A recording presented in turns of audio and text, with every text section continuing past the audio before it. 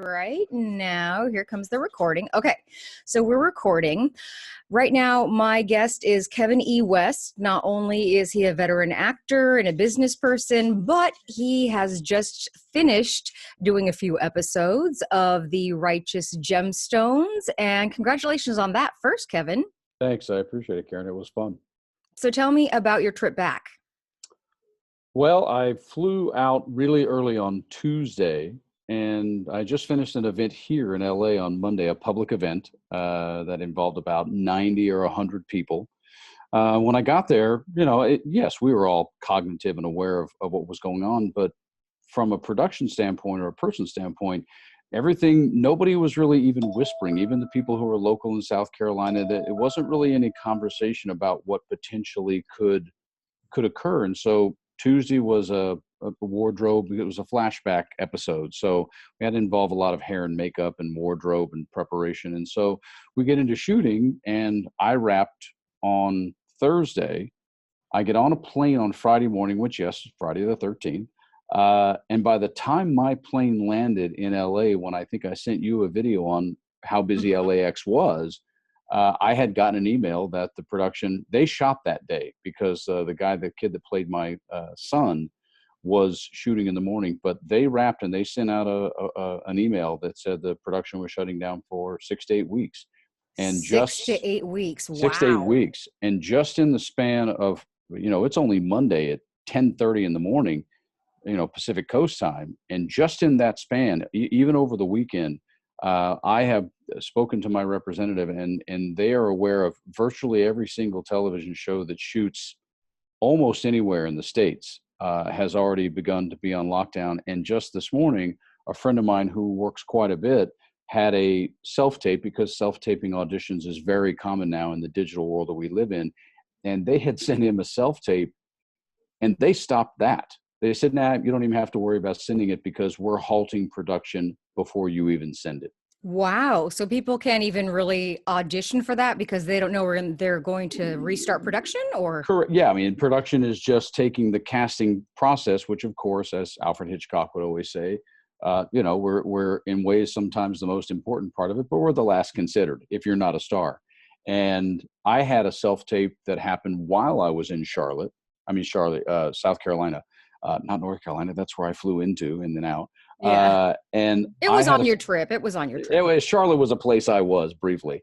And I did the self-tape, but based on the show, who knows when that will ever even be considered. I'm sure they'll eventually do the episode, just like a lot of us will eventually, hopefully, get back to normal living. But I would say that right now, we're in a 96 to 98% shutdown mode. I have a commercial agent friend who just booked 2 people on a couple commercials, but commercials are different because you could get away with doing a commercial production and only have 15 or 20 people around. It doesn't have to be, there's probably 100 between the location of the Righteous Gemstones, everybody on set at the production. There's probably 100 humans that could wind up being in contact with one another in a given day. You could pull off a commercial depending on what it was with 15 or 20 people. So we'll see. So what are you hearing from, I mean, obviously you're a representative for your union. What are people saying? I mean, are they Oh, they're glad that it's on. happening, or are they freaking? Oh, I unfortunately, I've wound up using the Men in Black quote a lot, which I remember back when I saw the movie, which it feels like it was 20 years ago. I don't think it was that long ago, but there's a scene between Tommy Lee Jones and Will Smith when he's actually letting Will Smith know, this is the deal. We have aliens here on the earth and blah, blah, blah. And Will Smith's character says, well, people are smart. They can handle it. And he goes, and Tommy Lee Jones says, people are smart. The person is smart, but people are panicky, dumb, and dangerous animals, and you know it. So it's the group mentality of, keep up with the Joneses only in the negative of like, oh my God, everybody's freaking out, so I'm going to freak out too. SAG-Aftra canceled. This is, what day are we on? We're on the 16th. Yes. 10 days ago, because I had a meeting as the co-chair of the LA organizing committee. I had a meeting scheduled for the 12th, and it wasn't even Monday the 9th. It was Friday the 6th, I think. They canceled everything. Now, initially, it was just for a couple of weeks. They're down to bare bone staff, and it's a ghost town over there. We don't have any. We've not received any. The one thing no one is doing is no one is talking about when. I just had to write 3 emails this morning. You know as well as I do. I had an author's evening planned for one of my books for Thursday. We killed that. I was supposed to be in an event in Baltimore that wasn't even a big event. It was a speakers thing because I'm a corporate speaker. It wasn't even like a big corporate event. It just involved an interview and a small book signing. The whole thing's been scrapped. I feel like that any second, Karen, they're going to shut down all domestic flights. I think I feel, again, that's not something that I know, but I feel like that we're headed there, and it's because this country doesn't know who has what. Right. Right. I mean, this could have been done. Well, I actually have a friend who's in the south of Spain right now. She's in Marbella. And of course, Spain is under lockdown right now. Yeah. And so she is officially a shut-in. And she's like, look, the US is about 11 days behind in terms of, the explosion of the virus. But she was saying that the world is laughing at the US because, you can't wish away a virus. No, and we have, over the course of the last 3.5 years, and I really call it 4.5 because of the process leading up to the election, we have become a country that, unfortunately, for a number of reasons, which we don't have time to go into, we have begun to politicize things that, literally have no place in the conversation of politics. Well, a pandemic has no place in a conversation about politics. This isn't about partisan. This is about people. This is about human life. I don't care how healthy you think you are. I don't care what you think the demographics are that this affect. The bottom line is that it wouldn't matter who the administration was, but unfortunately, yes, the hubris and the arrogance with which this was treated going as far back as late January, we may be 11 days behind in certain things. I personally think we're about 6 weeks behind because we still don't have the ability. If we had mobile outlets everywhere, like, Airstreams, like the Red Cross uses, to be lining up people who don't feel well and quarantine and segment it out by people who have maybe some of the early symptoms of a sore throat. And we literally, because we don't know, we have no idea right now who actually has it. And the thing that was most disturbing to me from a philosophical standpoint is just what Americans are used to in terms of lifestyle and what we don't particularly care for in terms of having to cancel things like March Madness or the NBA season or the Players Championship, because I'm a golfer, the Players Championship and the Masters, and moving that. But more notably, I saw videos and pictures from Nashville, which is my hometown, Right. South Padre Island, and Bourbon Which is Street. in Texas, for those who don't know, Yeah, just I'm outside sorry. of Houston. I apologize. Okay. Yes. And Bourbon Street with, hundreds and hundreds of young people partying for spring break. And I get the immortality of a 20-year-old or a 21, but I think the parents are going, hey man, I'm just saying it. If it was my kid, I'm like, no, you're not going. And Right. it's Right. not, that's not out of fear. I'm not a panicky person at all. I didn't race to the grocery store. I was kind of laughing at all that because isn't that a collection of more than 50 people standing in a grocery store line for 2 hours at Costco? I mean, it kind of defeats the purpose, doesn't it? That's a very good point. I mean, Plus, I'm like, a lot of Americans could afford to miss a meal. So it's not like, I mean, we can survive on a lot less than what miss a meal. people. How about miss like 5?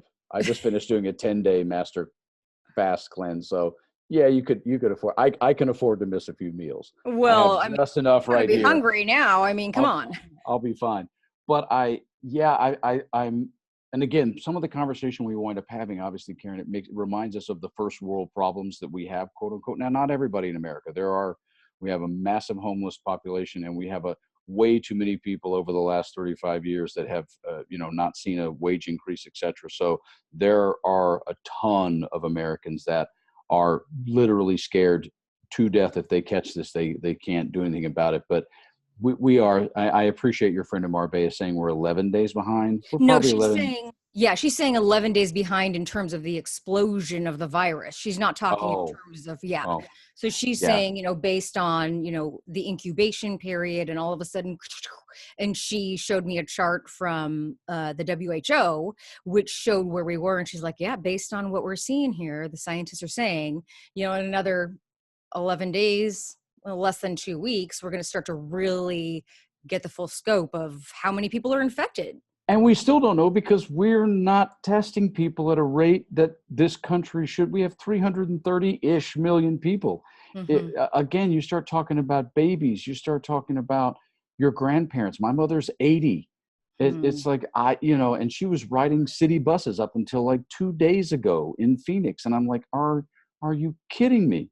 And Right. so the bottom line is that we simply do not know. And that's the unfortunate part is, I don't know how long it's going to take us to finally get it together enough for us to realize we don't really know. And when we finally do know, we still won't know. We're going to have to do massive testing for us to really know. So And that's what Hollywood's preparing for. They're not taking any chances. Hollywood's not going to get sued over this.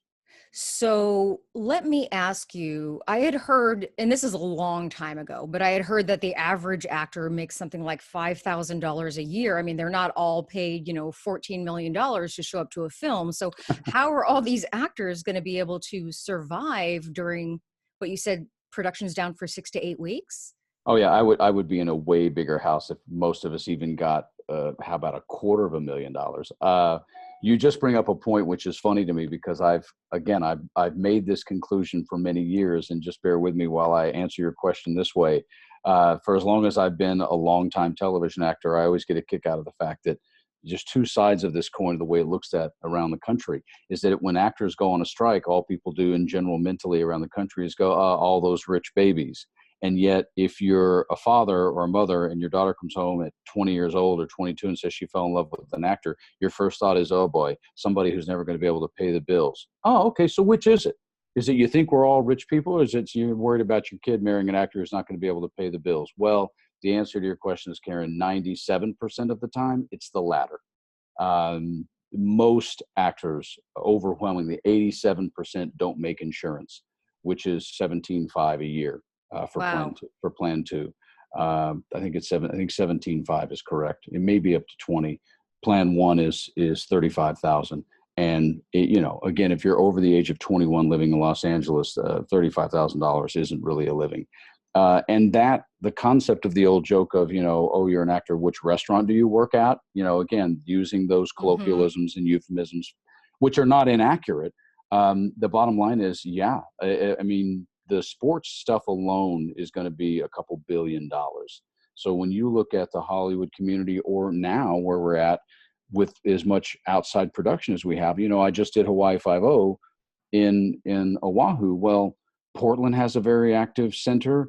Hawaii has a very active center. I mean, all of these things. This is going to be a domino effect that is severely fiscally harmful to everyone.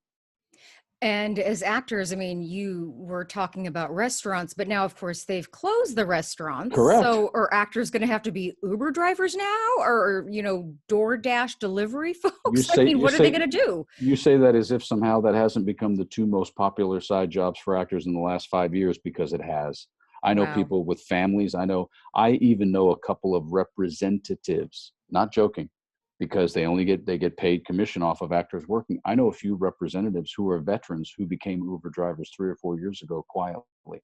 They just know Wow. that I would never disclose that. But yeah, so first of all, DoorDash, whatever, open whatever, all the mechanisms of delivering food, some of that's going to spike up, but yeah, I mean, driving Lyft or Uber and delivering food has been something that's been a common actor side job for a while.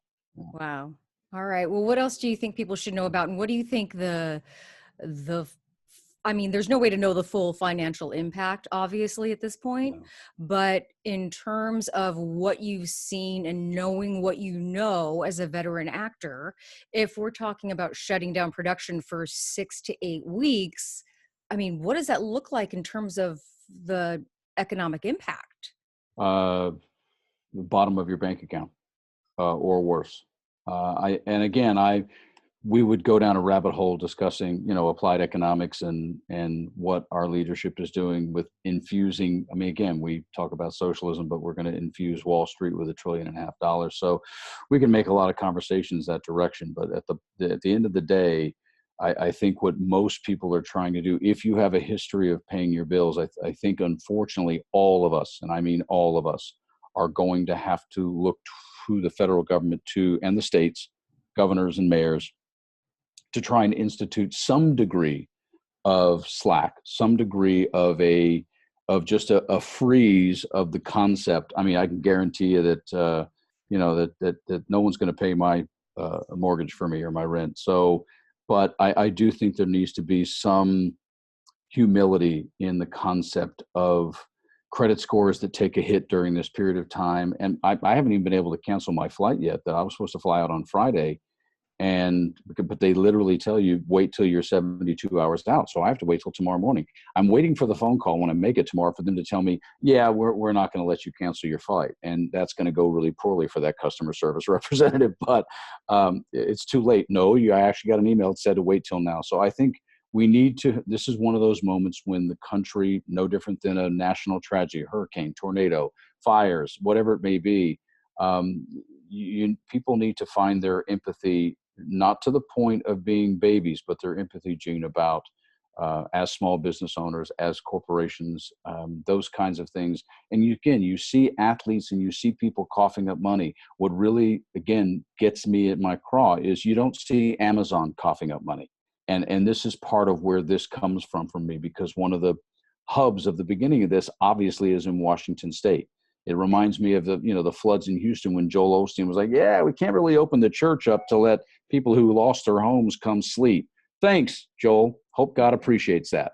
It's just one of those times where we really do have to band together. And this is literally countrywide.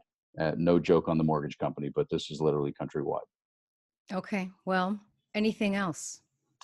What else? Hug the person you love. Make sure they're healthy first, and buy a lot of books and take the opportunity to either catch up on a lot of things you've been putting off, and also learn how to be happier with just being quiet with yourself, and also some of the simpler things in life. To me, that's, as a guy who came from small beginnings in the rural South, who used to have to make up friends to play a game with myself with, as a kid who didn't have a father and whatever. It's like, this is an opportunity for people to really appreciate. We say it all the time, but it's not the amount of breaths you take, but the moments that take your breath away. So, and that's probably a bad pun for coronavirus, but at the same time, go take a simple walk, not around people, or do something in your house that you haven't done in a while. Find the simple joy of simply being healthy is what I'd tell people. Okay, cool. All right. Well, thanks so much, Kevin. And we're going to get this posted here real soon. And I will talk to you off camera later. My pleasure, Karen. Thank you. Thanks for joining us. Okay. Bye.